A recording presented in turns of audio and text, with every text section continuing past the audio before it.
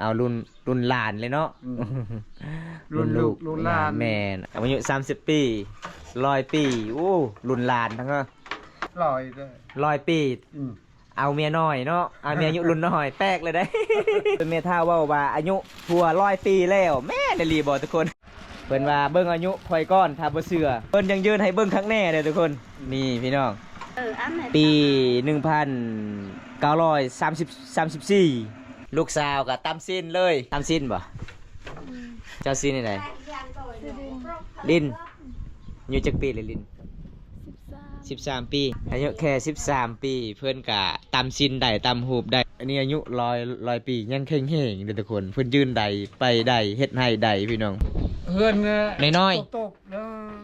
เฮ็ดเฮือนตุบน้อยโอ้เอาใ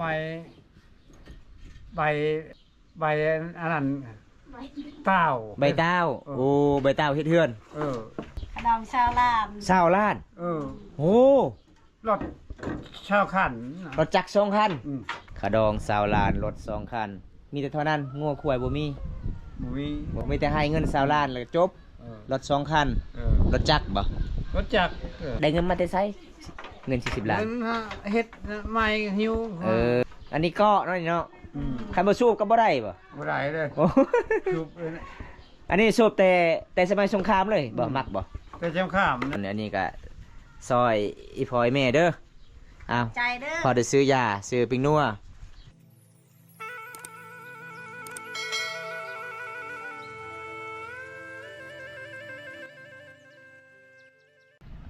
กับสบายดีทุกคนสบายดีบรรยากาศยามแรงๆทุกคนนะเมื่อนี้บัมตากะมาเดินทางในหมู่บ้านนี้พี่น้องกับหมู่บ้านนี้กะมี14 คนนึงแล้วก็ให้บัมตาไปทายพอเท่าคนนึงก็จะเอาเมียอายุรุ่นใหม่ๆทุกคนเดี๋ยวอันนี้คือบรรยากาศในเฮือนซานบ้านซองที่14 คนนึงให้บัมตาไปอัปเดตแล้วก็ไปถ่ายให้ทุกคน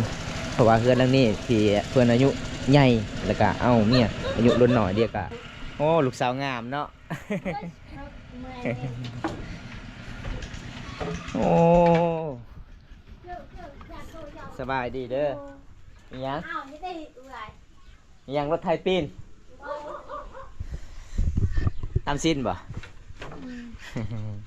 เจ้าซินไหนลินอยู่จักปีเลยลิน13 ปีเจ้าตามเองบ่โอ้เก่งเนาะเจ้าตามเนาะอายุแค่13 ปีเลยทุกคนเลยอายุแค่13 ปีเพื่อนกะตำซินได้ตำหูบได้ตำซินได้ทุกคนชนบทบ้านเฮานี่ชาวลาวเฝ้ามังกรต้องแบบนี้เลยทุกคนย่างฮะวินแหละมันก็จวนโอนเนี้ยนะ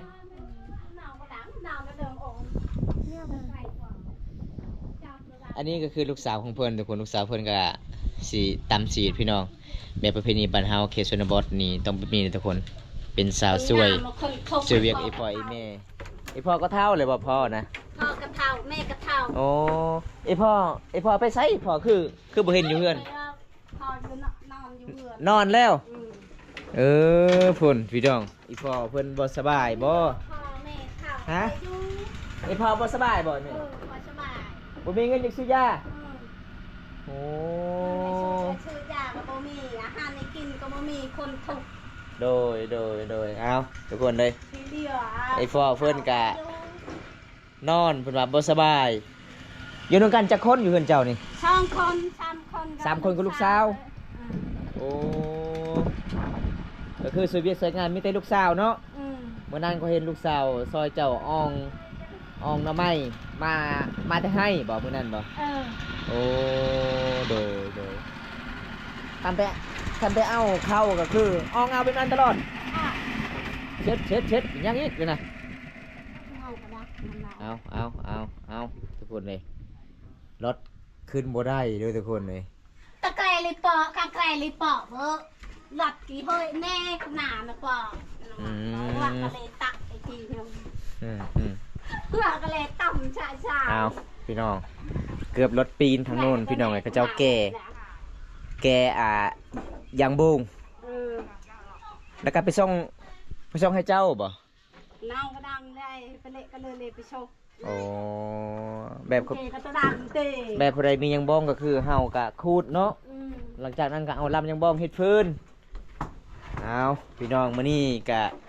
มาเยี่ยมมายามอีเมเพิ่นแล้วก็ลูกสาว1คนแล้วก็อีฟอของเพิ่นบ่สบายบ่มีเงินจักซื้อยาบ่ นะ โอ้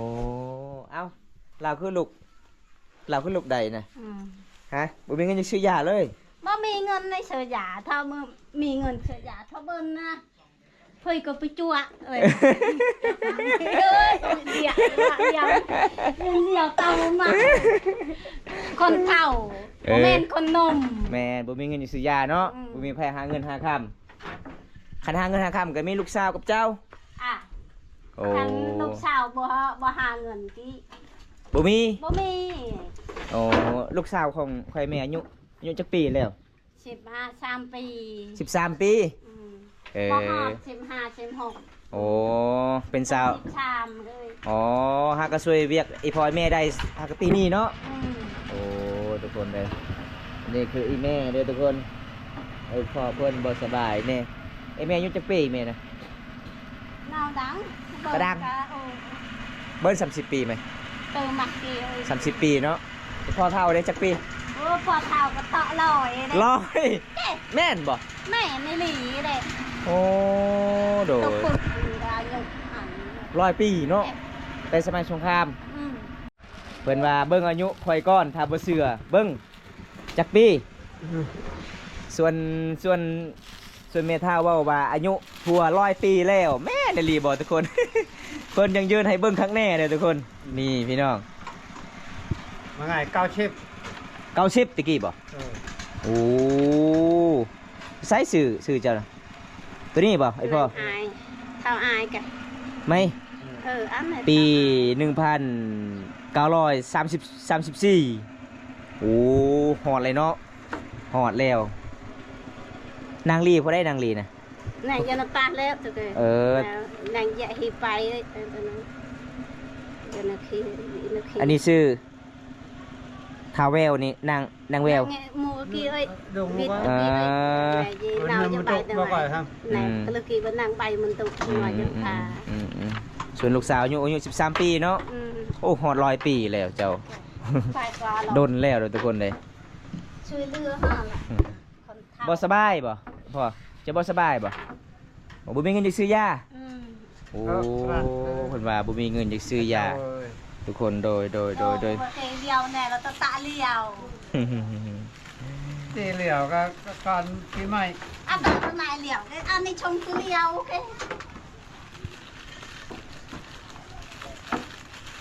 ปีใหม่ แม่กะเพราพ่อกะเพรา ไอ้อยากดูก็โยกจวดปิดกับไรนปาทีเก่าอุ้ย Para empate một màn ไปปาตีนะคันปิด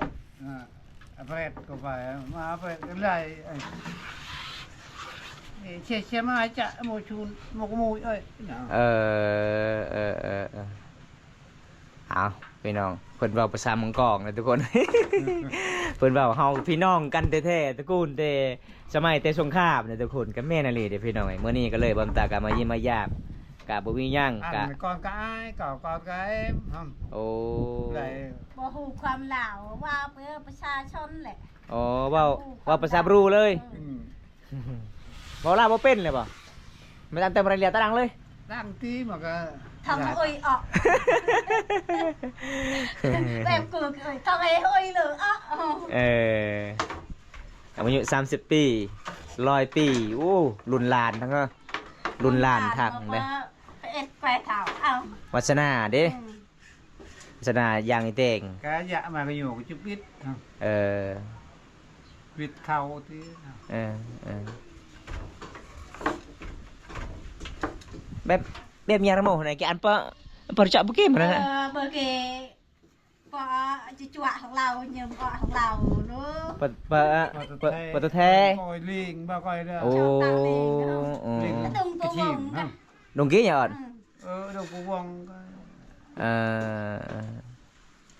เก em qua bồng với cái lời kể kể năng ập em qua thì bà hải vừa xem ai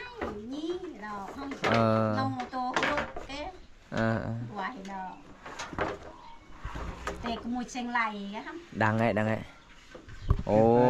ทุกคนเลย tại lửa Ao. cái ban đầu cái đỏ อ้าวปุ๊กกี้ ăn เกี่ยว từ มันแปล này ปุ๊กกี้ ăn thì thay ô sang ăn tàu mù mặn thì cây nó người thần đảo nó dụ nhưng อันนี้ก็คือเจ้าบ่สบายเนาะบ่มีเงินซื้อยาบ่ โอ้เอาทุกคนอันนี้ก็ซอยอีพอยแม่เด้อเอา chạy đó พอได้ซื้อยาซื้อปิงนัวนี่ล่ะพี่น้องเอ้ยไปเยี่ยมไปยาม ลูกสาวก็ตำสิ้นเลย ได้สิ้นละค่ายบ่ค่ายบ่ tê khai บ่ได้ค่าย นุ่งเอง นุ่งเองก็ nung eng ก็ ก็ ห บ่ อดช บ่ อ จ บบ ชามมาเพลิน พี่น้องวันนี้บอมตาก็สิไปหาภาษาลาวทุกคน เวลาอีเมลเพิ่นกับอีพอเพิ่นได้ฟอกันก็คืออีเมลเพิ่นก็ไปเฮ็ดงานไปรับจ้างอยู่นี่ก็เลยฟอกันก็เลยถึกใจก็เลยเอากันได้พี่น้อง อายุ30 ปีอีฟอเพิ่น100 ปีนี่ล่ะพี่น้องไซแนนเฮาเกิดมาคนเฮาเกิดมาก็คือไซแนนสำคัญที่สุดคือรักที่สุดเด้อทุกคนเลยตัวเลขฮัก nãy mà than mà phải quá anh nhụ giờ tớ lòi rồi 100 ปี เอาเมียน้อยเนาะเอาเมียอายุรุ่นน้อยแป๊กเลยได้ này tạ là cháu không วัสนาให้แบบอันไซแนนให้เด้ อันไซแนนให้แต่เติบเวลละกี่มันนะ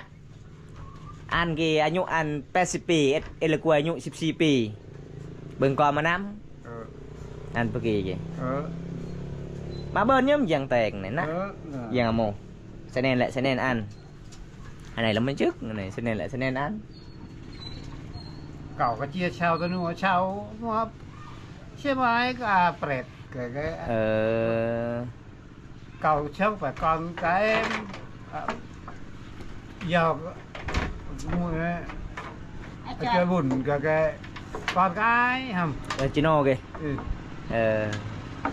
nè mày em mày hầm nó có ผมเป็นตัวผมพวนโต๊ะเอ้ยฮะ phim tụng vừa tụng ơi này vừa này hầm mấy còn vừa là cái chụp mồm bao ấy hầm chụp bị mà trà bản mà gọi hầm của cửa hàng của này cái chụp loạt vào đây tưởng cái tụ cả mua chưa nồi nhỉ chưa dưa là chưa nổ lại chưa nổ hôm này chưa buồn จิโน่เห็ดอ่ะ tầm vừa trà bùn cái dưa nè cậu vừa cậu cái mới đỏ dưa เยี่ย cậu cái như nó mới đỏ chưa nó không còn bị mày cái ramon còn là chảy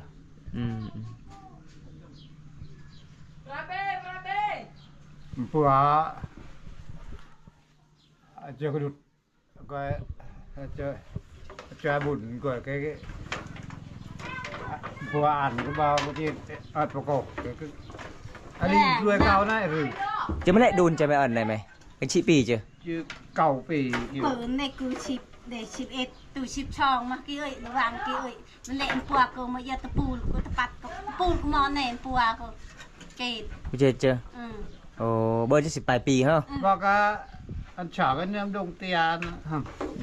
chó nào đồng ดงไหนเยอะเบิ้ล อยู่ชอบกัน อยู่อ่ะ ไปพาแล้วอยู่เราตะกัด โอ้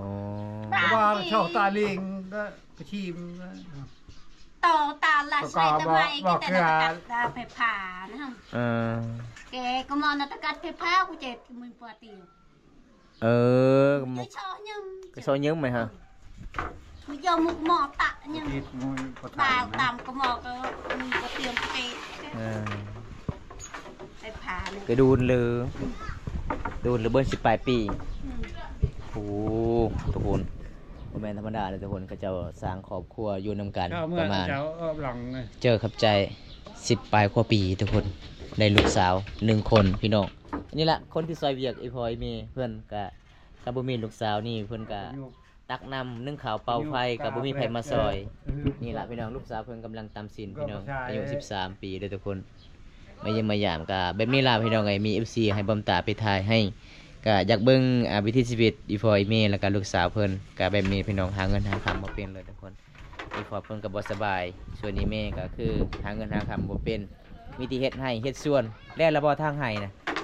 เฮ็ดยาให้ chưa lại nó đưa ra không có น้องตามทีมผ่านตามทีมผ่าน ทางให้แล้วเนาะอ๋อ mà phải lại anh không ให้ก็บ่ลายเขาบ่มีคนยาเฮ็ด บ่มีคนเฮ็ด hai cái một quăng โดย về เฮ็ดแต่เป็นคนเฒ่านี่ chuồn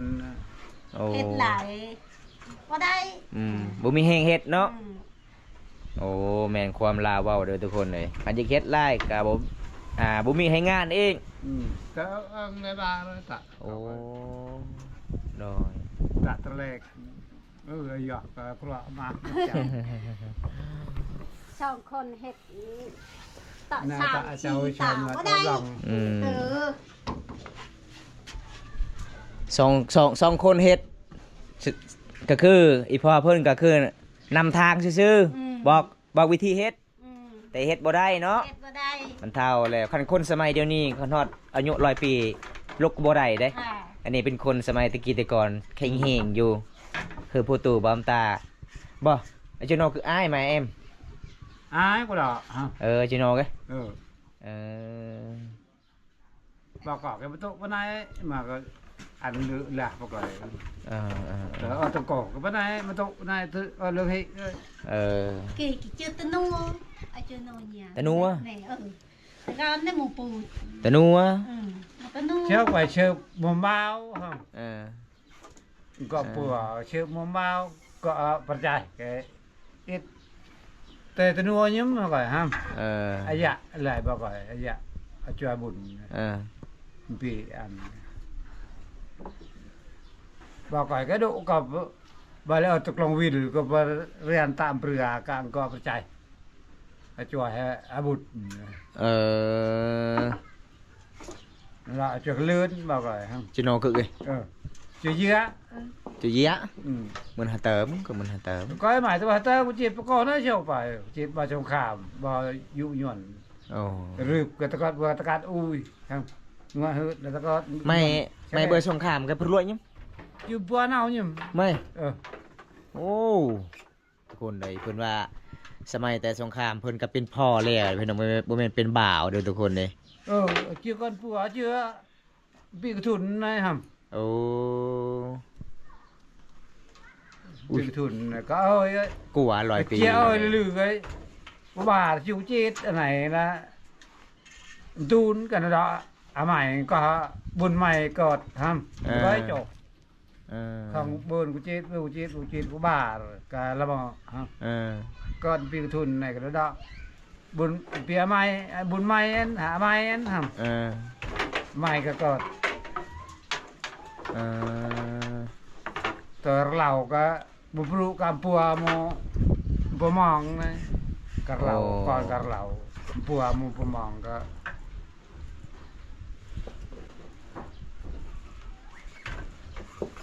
เอาพี่น้อง pua mo pua เพิ่นกะเว้าภาษามังกร เพิ่นขมัง เพิ่นว่าค่อยอาบพอเท้าเกิดกะสมัยแต่สงครามเป็นผู้เฒ่าแล้วพี่น้องเป็นพ่อเป็นได้ลูกแล้วพี่น้องเอ้ยแต่ตอนนี้ก็คือ cái bữa đấy cái tầm cầu rồi mà cái แสดงว่าในหมู่บ้านนี่ก็มีที่เจ้าเนาะอายุใหญ่ที่สุดเนาะอายุหลายที่สุดเนาะโอ้ cái nhỏ là 60 80 โอ้ bị cao cái tựa lỏi và phẹt cuột anh này là ui nó phải nhiều ลอย lỏi บ่ได้ก็ตกใจเนาะอายุฮอด100 ปี